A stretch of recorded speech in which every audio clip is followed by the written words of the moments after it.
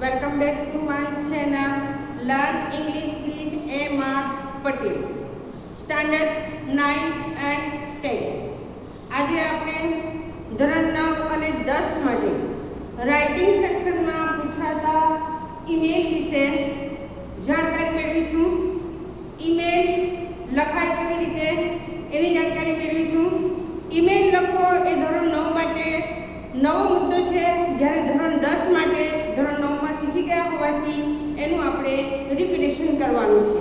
અહીં આપણને ધોરણ 10માં સેક્શન ઈમાં રાઇટિંગ સેક્શનમાં પૂછાય અને આપણને સૂચના આપવામાં આવે Krishna writes an email to her brother Madhav on May 4373@yahoo.com inviting him to join in the cleanliness drive in her college organized by unit of NGO Environmentalist Foundation of India.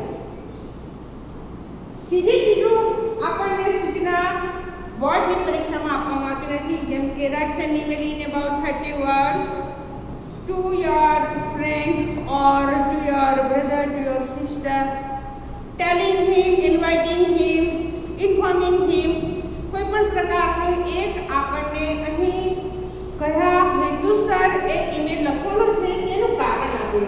જેમ કે અહીં લખ્યું છે ઇન્વાઇટિંગ. આ જે ક્રિયાપદ છે એ કઈ રીતે આપણે ઈમેલ લખવાનો તેનો નિર્દેશ કરે. અહીં આપણને જે ઈમેલ લખવાનો હોય તેમાં લખનારનું નામ આપે અને બીજું કે જેને ઈમેલ લખવાનો છે તેનું ઈમેલ એડ્રેસ આપે, જે આપણા ઈમેલને ડ્રાફ્ટિંગ કરવામાં મહત્વનો મુદ્દો છે.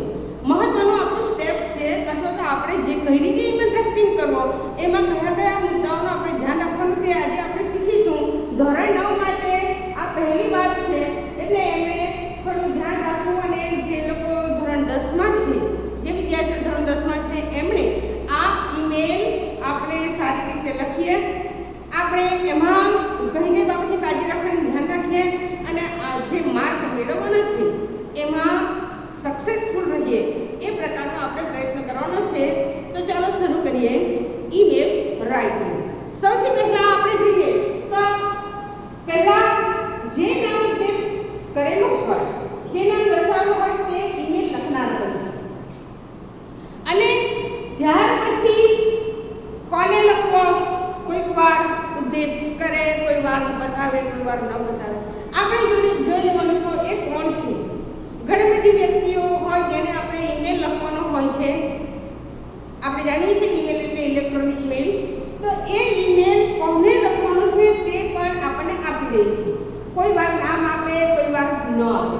Then we have an address કે જે આપણે ઈમેલમાં દર્શાવવાનું હોય છે.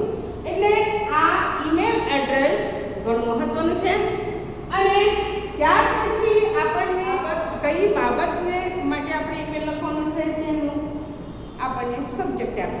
જે સબ્જેક્ટ પણ આપણે દર્શાવવાનો હોય અને દર્શાવવાનો હોય ત્યાર પછી આપણે અસરકારક એવો ઈમેલ લખવાનો, ન અતિ એકદમ લાંબો, ન અતિ ટૂંકો. અને જો તારીખ નિર્દેશ કરવી હોય તો ઠીક. ઈમેલ લખાઈ ગયા પછી આપણે કોઈ પણ બાજુ હું તમને અહીં બતાવીશ કે કઈ રીતે લખવો, તો એ આપણે જોવાનું, એને છેલ્લે સેલ્યુટેશન આપણે આપવાનું અને ઈમેલને પૂર્ણ કરવાનું. લખતી વખતે ખાસ જે સબ્જેક્ટ કયા કારણસર લખાયેલો છે તેમાં તમે ટેન્સ કયો વાપરો એ ઘણી બધી મહત્વની બાબત છે. કારણ કે તમે ખોટો ટેન્સ વાપરીને સર્વનામ પણ જો ખોટું વાપરે, કદાચ તમે અર્થઘટન ખોટું કરે અને તેમાં ન લખવાનું લખી નાખે તો આખો ઈમેલ તમારો ખોટો પડે. વગર કારણે કોઈ તમને માર્ક આપતો નથી.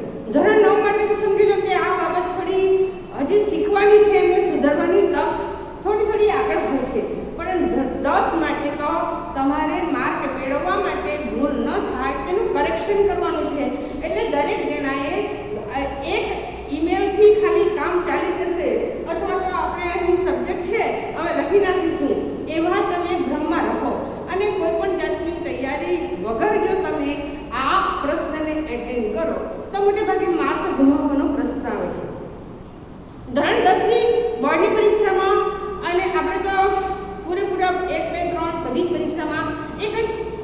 પણ આપણું માળખું હોય છે.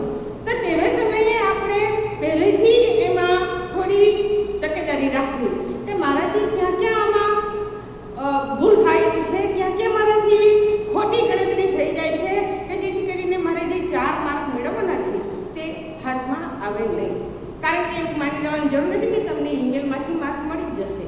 તમારું અહીં 2-4 જે સ્ટેપ્સ છે જો હું તમને બતાવું.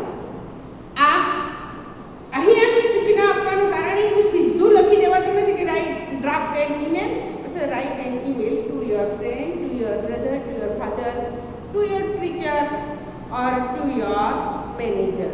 કોઈ પણ એને માટે આપણે સબ્જેક્ટ જોવાનો છે અને સંબોધન કરવાનું છે.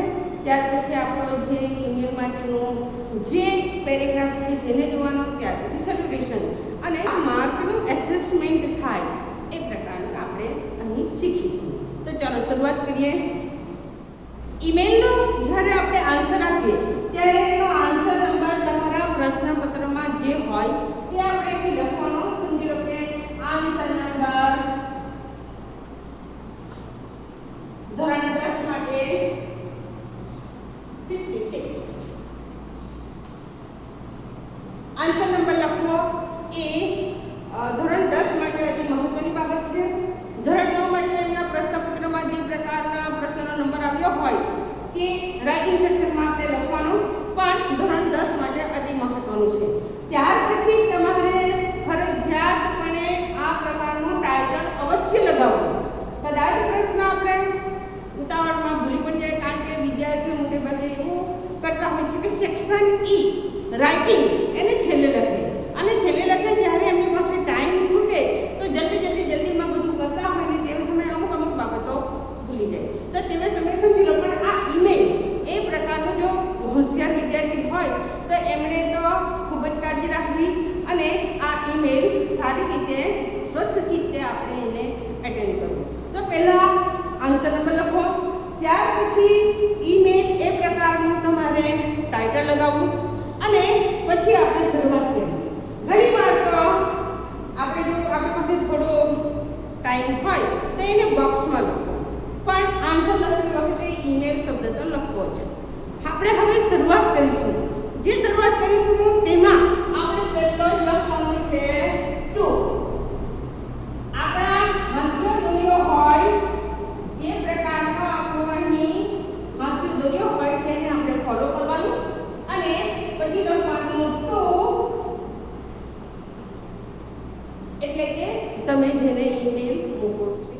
જે આપણે આ ટુ જોઈશું તેમાં આપણે એડ્રેસ લખવાનું. જેમ કે આપણે પત્ર લખીએ ને કોને મોકલવાનું તેને એડ્રેસ લખીએ તેમ અહીં ઈમેલમાં ઈમેલ એડ્રેસ એ એને મોકલવાનું એક આપણું એડ્રેસ છે તો એને આપણે મોકલવું. હવે એ લખતી વખતે જ્યારે આપણે આપણા ફોનમાં કે કમ્પ્યુટરમાં ટાઈપિંગ કરતા હોય ત્યારે આપણે સ્પેસ છોડવાની રહેતી નથી. આપણે જ્યારે લખીએ છીએ ત્યારે થોડી ઘણી આમ તેમ થઈ જાય, થોડું ઘણું રહી જાય, પણ એનો અર્થ એવો નથી રહેતો કે આપણે જાણી એવી જગ્યા છોડીએ છીએ. કદાચ આપણી પેન હોય વગેરે થોડું અર્થ થાય તો અહીં આપણા ઈમેલ જે મેં તમને ઉદાહરણ આપ્યું તેનું એડ્રેસ છે આ આપણે ટુ. ત્યાર પછી આપણે લખીશું સબ્જેક્ટ. ઈમેલ આપણે કયા કારણસર લખીએ છીએ તે કારણ મોટે ભાગે જો તમને સૂચના આપવામાં આવેલી હોય તો ઈમેલ એડ્રેસ પછી એક ક્રિયાપદ હશે.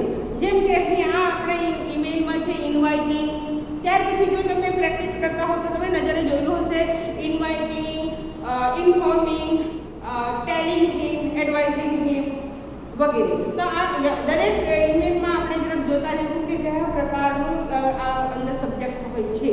તો અહીં આપણા માટે આપેલો છે subject to inquiry her brother in cleanliness drive. આ થયો સબ્જેક્ટ. હવે આપણે આગળ જઈએ. ત્યાર પછી આપણે જેને ઈમેલ લખવાનો છે તેને સંબોધન કરીશું. સંબોધન તમારે તમારા પાત્ર અનુસાર કરવાનું. મોટે ભાગે તો જો તમારાથી મોટા હોય એટલે કે તમે તમારા શાળાના આચાર્યને અથવા તો તમે ઓફિસમાં કામ કરતા હોય તો તેના મેનેજરને અથવા તમારા પિતાજીને અથવા તમારાથી તમારા મોટા ભાઈ મોટી બહેન અથવા બીજા કોઈ એવા રિસ્પેક્ટેડ વ્યક્તિને કરતા હોવ તો તમે રિસ્પેક્ટેડ સર, રિસ્પેક્ટેડ ફાધરને તો આપણે ડિયર લખીએ, પણ તમારા જો મેનેજર હોય તો રિસ્પેક્ટેડ સર વગેરે. અને તમારા ફ્રેન્ડ હોય તો તમને ડિયર કહી શકો, ફાધર, મધર, બ્રધર, સિસ્ટર વગેરે. ટીચરને માટે રિસ્પેક્ટેડ ટીચર વગેરે આપણે સંબોધન કરી શકીએ. જો તમને એવું લાગે કે મારે આમાં જે મારાથી મારા પ્રિય હોય એવા જ જો કોઈક તમારા સ્વજનો હોય, તમારા મિત્રો હોય તો તેને તમે ડિયર લખી શકો. તો અહીં આપણે લખીએ કે ડિયર માધવ. માધવ લખો તો પણ ચાલે અને બ્રધર લખો તો પણ ચાલે. ડિયર બ્રધર એમાં જોઈએ કે પણ અહીં આ ઓપ્શનમાં છે ડિયર પછી માધવ નામ લખવું નહીં, આ એના ભાઈને લખે છે એટલે આપણે અહીં બ્રધર આપણે લખી શકાય, આપણે લખી શકાય એમાંથી કોઈ એક લખો. એની જગ્યાએ તમે dear father, dear brother, dear sister, dear friend, ખાસ કરીને આપણે મિત્રને પણ લખવું છે તો આ પ્રકારનું સંબોધન આપણે લખી શકીએ. અને આ એનો મુદ્દા છે. જો તમે કરેક્ટલી તમારો આ ઈમેલ તમે ફોલો કરો તો તમને આ બધા સ્ટેપ્સના માર્ક મળે. એમાં ઈમેલ એડ્રેસના કયા કારણસર તમે ઈમેલ લખો છો તેના માટેનો સબ્જેક્ટ અને ત્યાર પછી આ સંબોધન. અને એ રીતે મોટે ભાગે આ લાઈન તમારે ફોલો કરવાની. કેમ કે એકવાર આપણે સ્ટાર્ટ કરીએ ઈમેલ એવું આપણે લખીશું જ અને આ સ્ટાર્ટ કરીએ પછી ડેટ વગેરે આમાં તમારે લખવું એ તમારા મૂડ ઉપર આધાર લખો અથવા તમે લખતા હોવ તો લખી શકો, ન લખો તો એમાં તમારે ભૂલ નથી. ત્યાર પછી હળવું સેલ્યુટેશન, એટલું બધું હાઈ ન કરવું કે આખો ઈમેલ પહેલો ફકરો તમારો સેલ્યુટેશનમાં જ જતો રહે. થોડું આપણે વેલકમ કરીએ કે કેમ છો વગેરે. આપણે થોડું ઈમેલ આ કંઈ મોટું લાંબુ પત્ર નથી લખતા, ઇલેક્ટ્રોનિક મેલ લખીએ છીએ તો એની માટે આપણે અહીં હેલો હાઉ આર યુ એવો વગેરે, hello how are you, I hope you will fine, I hope you will find. આ હળવું સેલ્યુટેશન. ફક્ત આપણે અહીંયા હાય પણ લખી શકીએ, નમસ્તે પણ લખી શકીએ, હેલો સર, હેલો મેડમ વગેરે પણ લખી શકીએ. પણ કોઈ તમારા મેનેજર હોય તેમને હાય વગેરે શબ્દ આપણે નહીં લખો. આપણા સમકક્ષ હોય, આપણા જેવા જ હોય તેને તમે હાય કહી શકો. આ વગેરે સેલ્યુટેશન થોડું આપણે ધ્યાન રાખવું કે આપણે માન મર્યાદાથી વાત કરીએ. અહીં પણ એક રીતે દર્શાવવું અને આ સેલ્યુટેશન થોડું શોર્ટમાં રાખવું અને મુખ્ય બાબત ધ્યાન આપણે આપવાનું છે હવે તમારા સબ્જેક્ટ ઉપર. કે જે કારણસર તમે ઈમેલ લખો છો તે એ ઈમેલનું કારણ અહીં જે આપ્યું છે તે સેન્ટરમાં હોવું જોઈએ. બીજું કે એક કરતાં વધારે એક્ટિવિટીવાળા ઈમેલનો અભ્યાસ કરો જેથી કરીને ખબર પડે કે કઈ બાબતમાં કયા પ્રકારની પ્રવૃત્તિઓ થાય. અહીં આપેલું છે ક્લીનલીનેસ ડ્રાઈવ એટલે કે સફાઈ અભિયાનની ઝુંબેશ કે જે એનજીઓ દ્વારા ઉઠાવવામાં આવી છે કોલેજમાં.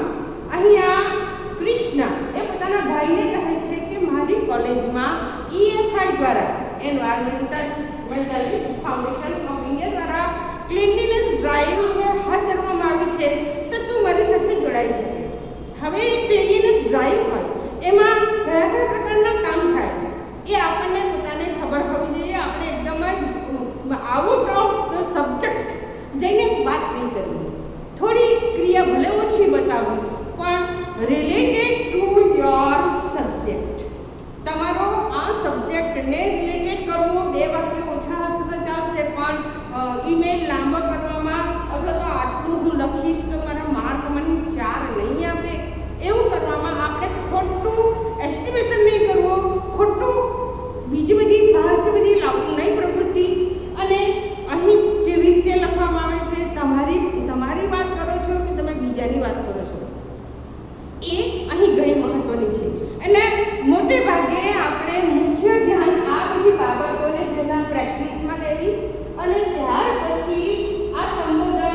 વગેરે. એ થોડું આપણે ધ્યાનમાં રાખવું. એમાં પણ આપણે આમ જ આપણે પરોવાયેલા રહે અને આ સબ્જેક્ટ એ બાજુ પર રહી જાય, કારણ કે ખરા માર્ક આના હોય છે.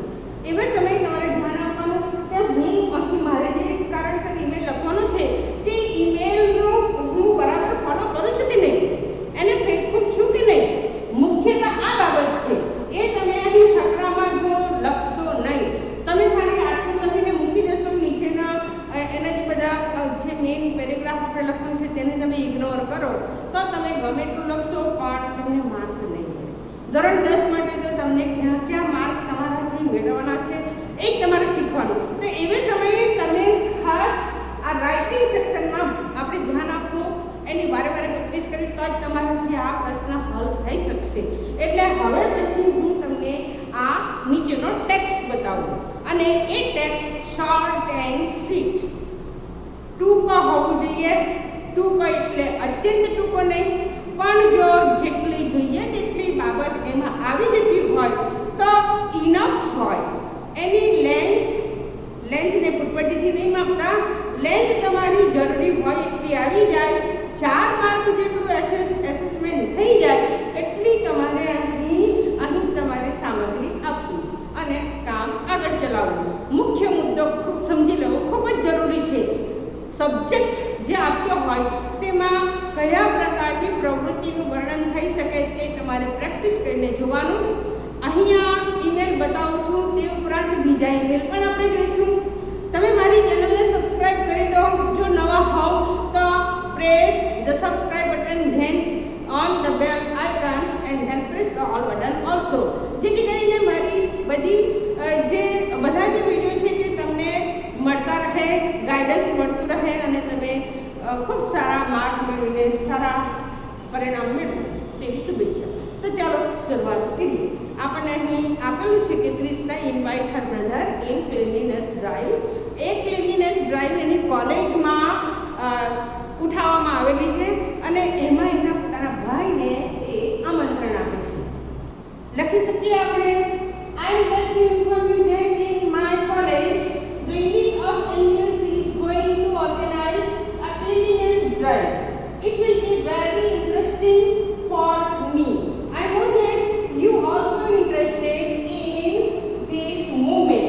The unit will organize many programs of cleaning in nearby areas and we will also educate the people about the health and hygiene.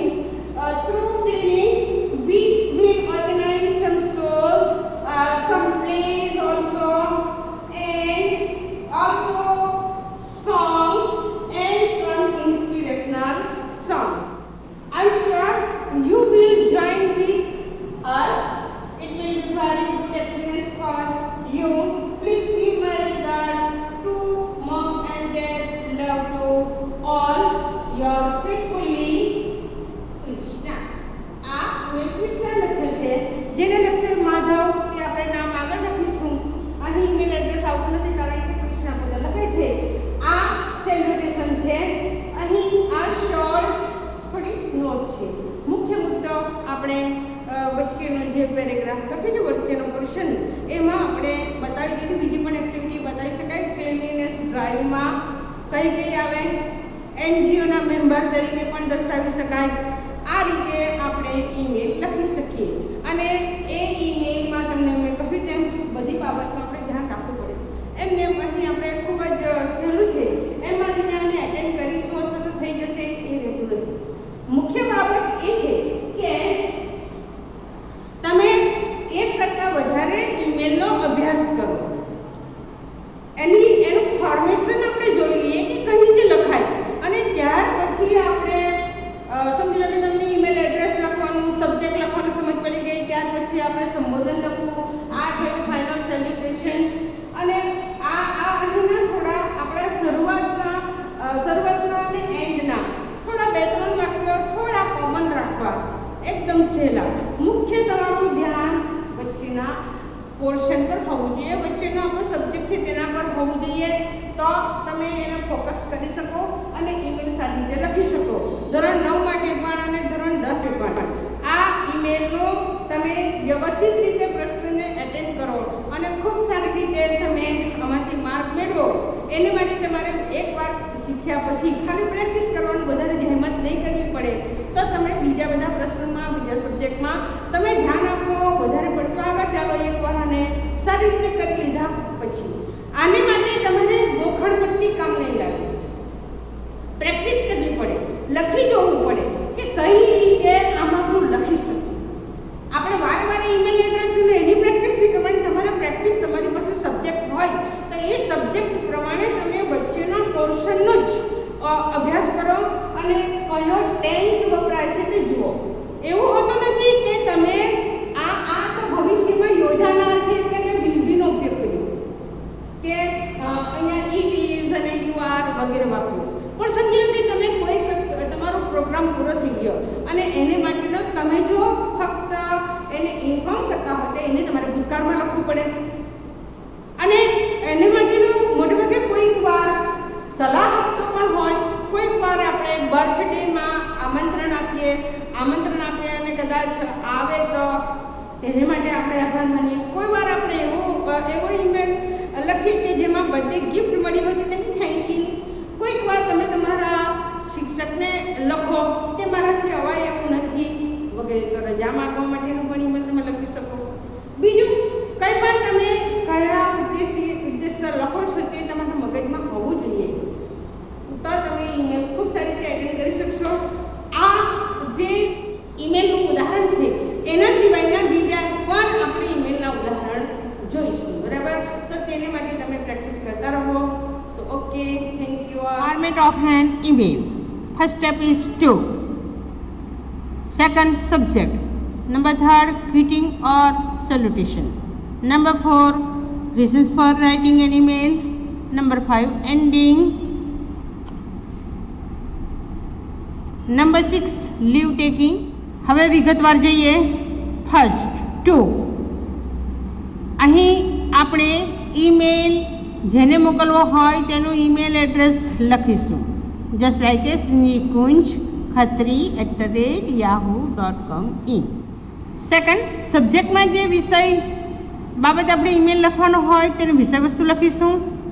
Number third, સેલ્યુટેશન or greeting, જેમાં મિત્ર કે સગા સંબંધીને ઈમેલ લખતી વખતે સેલ્યુટેશન નીચે પ્રમાણે થઈ શકે, જેમ કે ડિયર ફાધર, ડિયર ફ્રેન્ડ, હાય જનક, હાલો એકતા.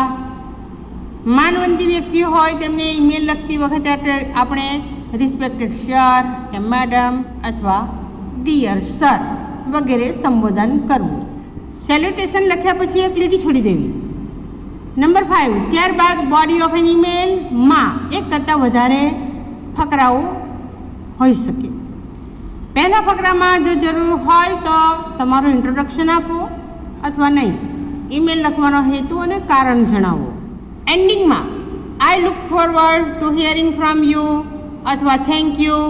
મિત્ર વર્તુળમાં ઈમેલ લખતા મોકલતા હોય તો hope to hear from you soon અથવા તો સી યુ સોન કે થેન્ક્સ વગેરે આપણે એન્ડિંગમાં લખી શકીએ.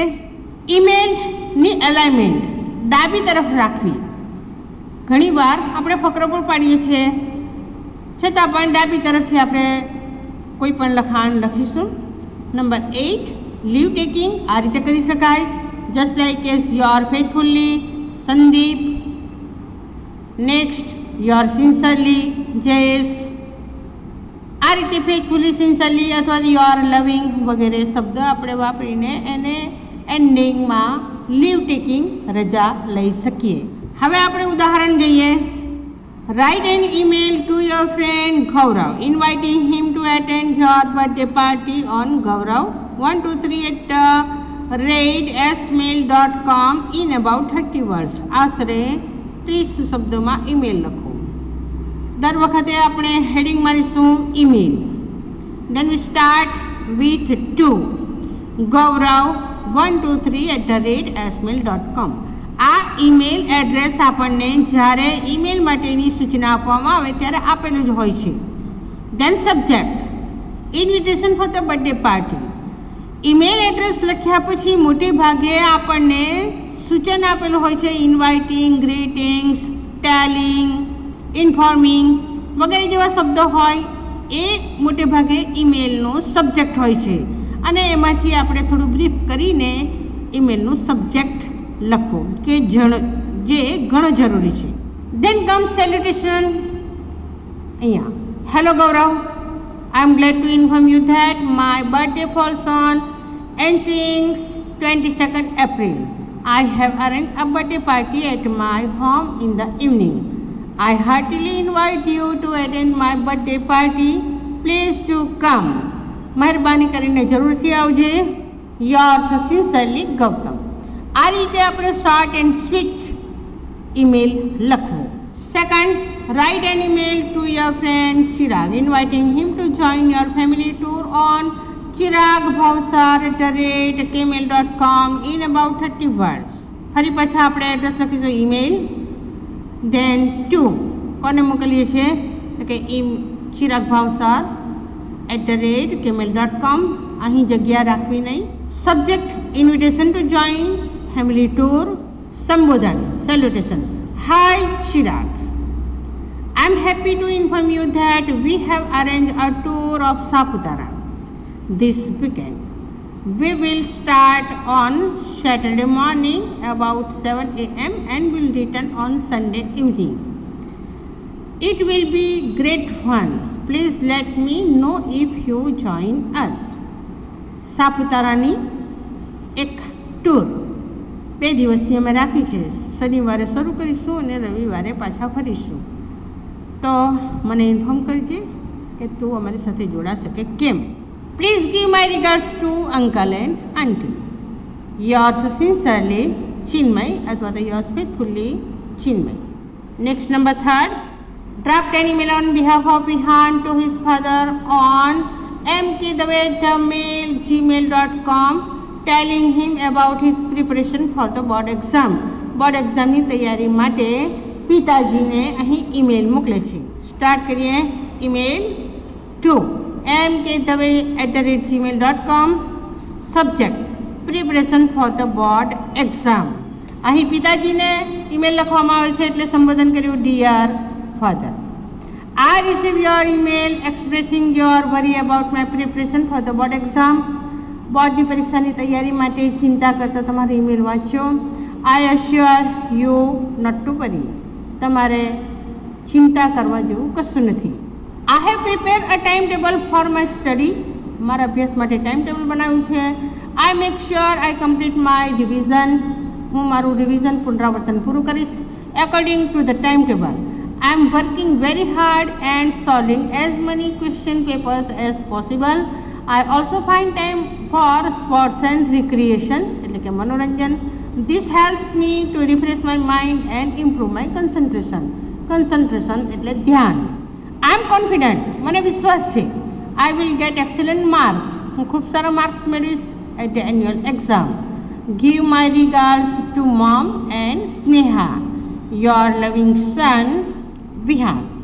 Number 4, write an email in about 30 words to your friend at sachi2019@gmail.com telling him about importance of sports. રમતનું મહત્વ દર્શાવતો email. Starting with email to sachi2019@gmail.com. Subject importance of sports in life. જીવનમાં રમતનું મહત્વ. Dear Sachin, I am happy to know that you are studying well. I do not understand that you do not get time for sports. There is a saying, a healthy body has a healthy mind. સ્વસ્થ શરીરનું મન પણ મગજ પણ સ્વસ્થ હોય છે, તેથી સ્પોર્ટ્સ ખૂબ મહત્ત્વની છે.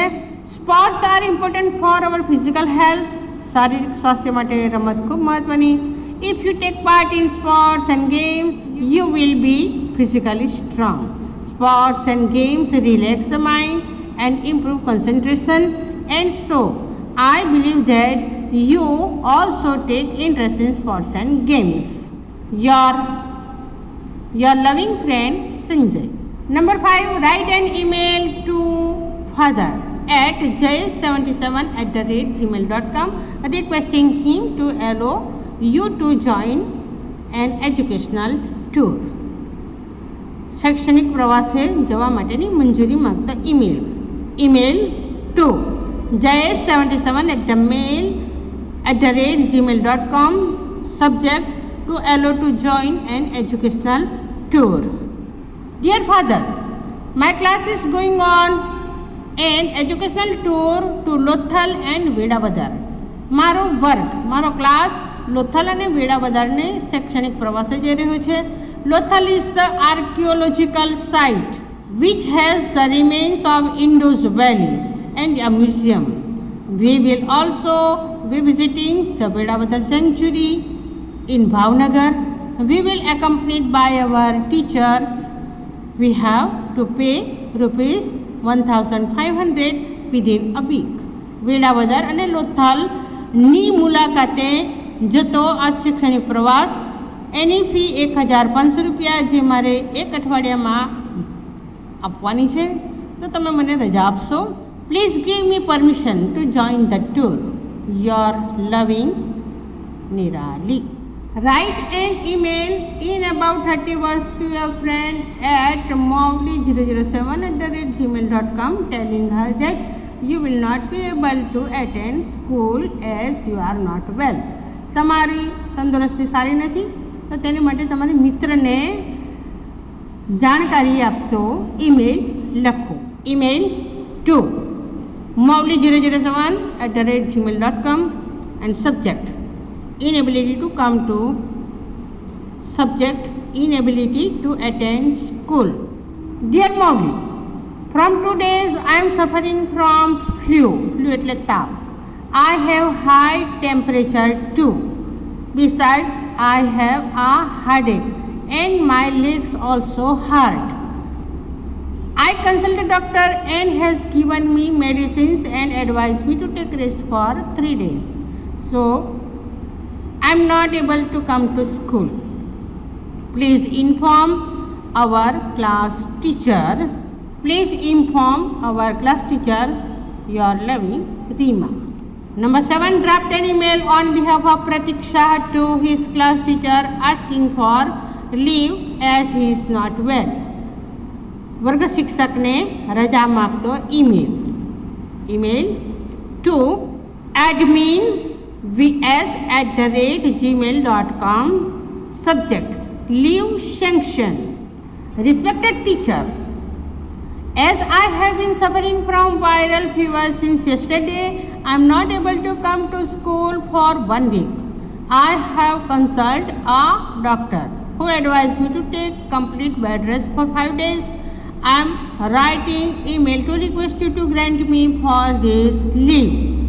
I promise to make up for the lessons which I will miss during this time. I have attached the medical certificate along with this mail. Thank you. Yours faithfully, Pratik Shah, Standard 10B, roll number 35.